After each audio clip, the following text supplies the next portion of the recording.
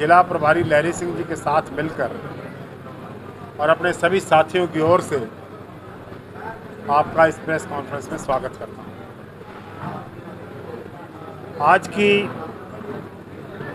ये मीटिंग प्रमुख नेताओं को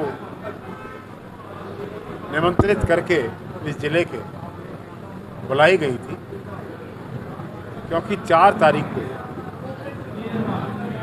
महंगाई के खिलाफ, बेरोजगारी के खिलाफ जो इस देश के अंदर भारतीय जनता पार्टी की सरकार में व्याप्त है, कांग्रेस पार्टी एक महारैली का आयोजन दिल्ली रामलीला ग्राउंड में कर रही है। उस रैली की तैयारियों के बारे में, आयोजन के बारे में, समीक्षा के बारे में, कार्यकर्ताओं की ड्यूटी के बारे में आज ये मीटिंग हमने बुलाई थी, जिसमें कांग्रेस के सभी साथी उपस्थित होकर इस आश्वासन के साथ वापस गए हैं कि ज़्यादा से ज़्यादा संख्या में 4 तारीख की, 4 सितंबर की इस रैली में दिल्ली पहुंचेंगे और भारतीय जनता पार्टी के खिलाफ जो आंदोलन इस सरकार के खिलाफ कांग्रेस पार्टी शुरू करने जा रही है, उस आंदोलन में, उस रैली में शामिल है। ये मीटिंग उसी की तैयारियों के संदर्भ में आज बुलाई गई थी और सभी कार्यकर्ताओं में मैं देख रहा हूं कि बड़ा जोश है रैली में जाने के लिए, और ये इस बात की ओर इशारा कर रहा है कि हवाओं का रुख पलट चुका है। आज देश और प्रदेश की जनता महंगाई और बेरोजगारी की मार से तंग है। जो सरकार महंगाई के खत्म करने के वायदे के साथ आई थी, आज उसी सरकार में सब चीजों की कीमतें बेलगाम हो गई। आसमान में छू रही हैं पेट्रोल, डीजल, गैस की, एलपीजी, पीएनजी, सीएनजी की कीमतें। गरीब के लिए, मध्यम वर्ग के लिए खाना जुटाना मुश्किल हो गया है, क्योंकि दालें, सब्जियां, तेल, डेली यूज़ की चीज़ें, हर चीज़ पे, इवन दूध, दही पर जीएसटी लग गया है। परिस्थिति विस्फोटक हो रही। तो इसलिए कांग्रेस ने जनता की आवाज़ बनकर इस रैली करने का आयोजन का फैसला किया है, इसलिए आज मानते हैं शर्मा जी कि कांग्रेस में जो अनुभवी नेता हैं उन्हें तवज्जो नहीं दी जाती। पहले सिब्बल साहब, उसके बाद अब आज़ाद साहब छोड़कर चले गए हैं, तो ऐसे में कहीं ना कहीं एक अनुभव नहीं रहेगा, तो फिर पार्टी आगे कैसे बढ़ेगी? मैं आपके साथ इस बात पर सहमत हूँ कि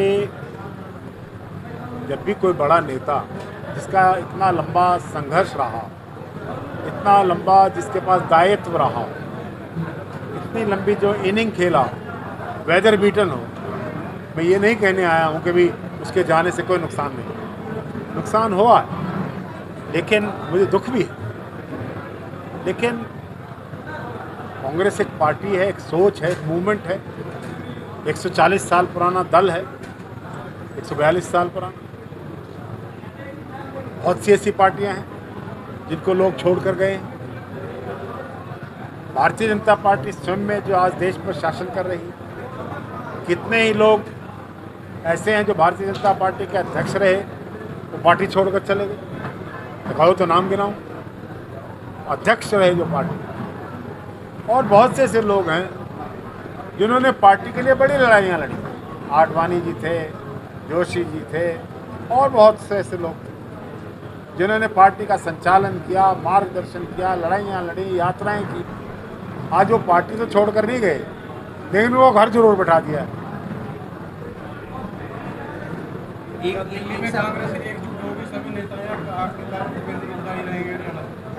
देखिए, ये तो आप लोगों का एक प्रश्न है जो आपने हर प्रेस कॉन्फ्रेंस में पूछना है। इससे आगे बढ़ो। सभी कांग्रेस के लोग इकट्ठे हैं और सभी यहाँ भी आज इकट्ठे थे, यहाँ भी कोई अलग नहीं है। कोई आदमी एक आधा साथी, बड़ा आदमी, छोटा आदमी, लीडर किसी वजह से अगर नहीं आया तो वो कोई लड़ाई है? विधायक साहब नहीं आए शायद, है विधायक साहब मीटिंग कर चुके हैं मीटिंग, उनके अखबार में मैंने पढ़ा था। तो आपके साथ नहीं करना चाहते? नहीं, वो उनके सारे आदमी भी आए हुए हैं और मीटिंग असंध के बहुत लोग आए थे। सर, अभी हाल में ही कांग्रेस से किरण चौधरी, अगर प्रेस की यह ड्यूटी लगी है कि भी वो कांग्रेस के अंदर विघटन की खबरें छापनी है या दिखानी है, तो ठीक है, अपना काम करिए। अदरवाइज पूछने के लिए बहुत, अदरवाइज महंगाई के मुद्दे पर हो रहा है, उस पर बारे में बात करिए आप। प्रधानमंत्री जी ने 2 करोड़ नौकरियां देने का दोबारा वादा किया था। किसने? प्रधानमंत्री जी ने। हाँ। और दोबारा से ऑलमोस्ट 3 महीने हो चुके और एक भी नौकरी लगी नहीं है, क्या लगता है? देखिए, जब से प्रधानमंत्री जी ने वायदा किया था 2 करोड़ नौकरी देने का हर साल नौजवानों को, उनको प्रधानमंत्री बने 8.5 साल हो गए, अभी तक 17 करोड़ लोगों को नौकरी मिल जानी चाहिए थी। अभी तक 10-20 बुलेट ट्रेन चल जानी चाहिए थी। अभी तक 100 की बजाय 500 बड़े शहर बन जाने चाहिए थे, सब बन भी गए हैं। शर्मा जी, नौकरी देने के बजाय छीन रहे हैं। सरकारी स्कूलों में टीचर नहीं है। जब आप ही कह रहे हैं छीन रहे हैं, तो मैं क्या कहूँ? आप क्या कर रहे हैं? मैं ये कह रहा हूँ कि आप ये कह रहे हैं छीन रहे हैं, तो आप ठीक कह रहे हैं। सर, लगातार विजिलेंस जो है बड़े बड़े अधिकारियों को पकड़ रहा है, रिश्वत जो है वो चरम सीमा पर अभी भी नहीं रुक पा रही करनाल के अंदर, उसके बारे में क्या कहना चाहिए? ये किसने कहा था कि हरियाणा में रिश्वत रुक गई? रिश्वत डबल ट्रिपल हो गई। मैं ये नहीं कह रहा हूँ कि कांग्रेस के राज में नहीं थी, लेकिन इन्होंने ये वायदा किया था कि भ्रष्टाचार खत्म, स्टॉप। आप कह रहे हैं कि भ्रष्टाचार हो रहा है, नौकरी देने वाले पकड़े जा रहे हैं, पेपर लीक हो रहे हैं, करोड़ों रुपए दफ्तरों से मिल रहे हैं, कर्मचारियों की गिरफ्तारियां हो रही हैं। आप ही तो कह रहे हैं भ्रष्टाचार नहीं रुका, हर आदमी कह रहा है। एक अभी चुनाव होना है अध्यक्ष पद के लिए, तो आपको लगता है कि गांधी परिवार से हटकर कोई नेता बनेगा अध्यक्ष इस बार? देखिए, राजनीति संभावनाओं का खेल है, इसमें संभावनाएं बनी रहती हैं, तो आप संभावनाओं को तरफ देखिए। 17 मैंने कहा ना, संभावनाएं कुछ भी हो सकता है। आपको लगता है गांधी परिवार से? मुझे लगता है संभावनाएं हैं, संभावनाओं का खेल ही है नया राजनीति। अध्यक्ष बनेगा तो मजबूत होगी कांग्रेस? निश्चित रूप से कांग्रेस आज भी मजबूत है। मैं आपको एक गणित समझाना चाहता हूँ, आप दिखाना। आपने देश के अंदर 56 करोड़ लोगों ने 85 करोड़ मतदाताओं में से देश में अपने मतदान का प्रयोग 2019 के इलेक्शन में किया था। कितनी वोट मिली थी भारतीय जनता पार्टी को? 22 करोड़ वोट। कितनी वोट मिली थी कांग्रेस को? 11.5 करोड़। कितनी वोट मिली थी अन्य दलों को जो भारतीय जनता पार्टी के सहयोगी नहीं है? कितनी वोटें मिली थी? 28 करोड़ वोट। तो अगर अनुपात में देखा जाए तो देश के अंदर 56 करोड़ में से 22 घटा दी जाए, 34 करोड़ जो वोट्स हैं वो भारतीय जनता पार्टी के खिलाफ हैं। लेकिन लोकतंत्र संख्या का खेल है, अनुपातिक गणना होगी। ये ना समझिए कि देश के अंदर एक पैटर्न नहीं उभर रहा है। आज बंगाल से लेकर बिहार, छत्तीसगढ़ से लेकर झारखंड, झारखंड से लेकर आंध्र, आंध्र से लेकर तेलंगाना, तेलंगाना से लेकर तमिलनाडु, तमिलनाडु से लेकर दिल्ली, पंजाब, कश्मीर, केरला, और आने वाले इलेक्शनों में देखेंगे भारतीय जनता पार्टी का तख्ता हिल रहा है। अभी आपने पेपर लीक को लेकर बात कही थी, आपकी भी सत्ता में सरकार रही है। जब पेपर लीक होते हैं वो पैसे जाते कहाँ है? क्योंकि बच्चे जो है फॉर्म भरते हैं, वो पैसे कम से कम 10 बार हो चुका है ये, तो वो पैसे जाते कहाँ है सर? देखिए, 2 बात आपने कही है। पहली बात, बच्चों के जीवन के साथ खिलवाड़ हो रहा है।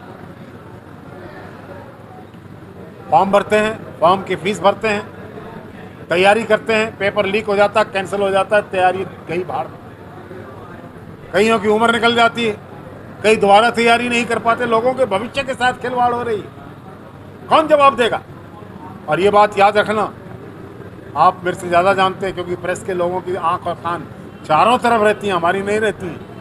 आपसे ज़्यादा समझदार नहीं हैं, लेकिन एक बात याद रखना आप कि भ्रष्टाचार सरकारी संरक्षण के बिना नहीं हुआ करता। भ्रष्टाचार हमेशा ऊपर से नीचे आया करता है। आप जिधर इस प्रश्न को ले जाना चाह रहे हो उधर में नहीं, जाने मैं मेरा तो सवाल है सर, नॉर्मल बोलेंगे तो आप ही सर, आपसे ही बनना है जो बनना है। मेरा ये कहना है कि एक गहन छानबीन होनी चाहिए, हर एंगल से होनी चाहिए। शुक्रिया सर। साथियों, अभी आपने सुना कुलदीप शर्मा, पूर्व स्पीकर विधानसभा हरियाणा। साथियों, KBN न्यूज़ नेटवर्क पर लाइक करें, सब्सक्राइब करें, शेयर करें। साथी जमन लाल के साथ मैं धर्म सिंह।